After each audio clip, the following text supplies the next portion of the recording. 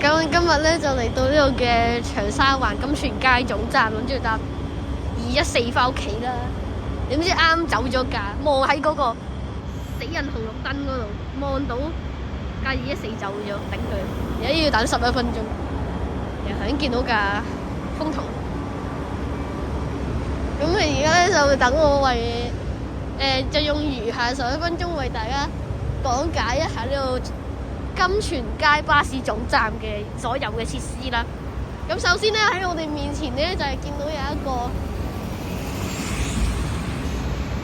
有攝像頭嘅 Hello 嘅順豐快遞站啦。咁然後呢個就係叫樂卡，好太老母可愛嘅名啦。後面有個6個我老細個頭頂嘅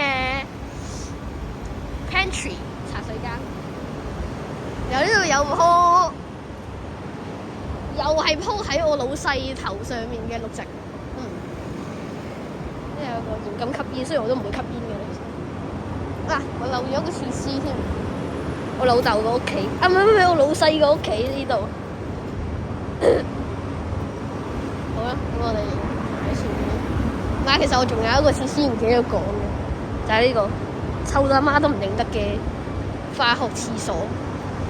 好啦，然後咧就到重頭戲啊，就係呢個唔知有冇站長嘅站長室，一陣間查下先。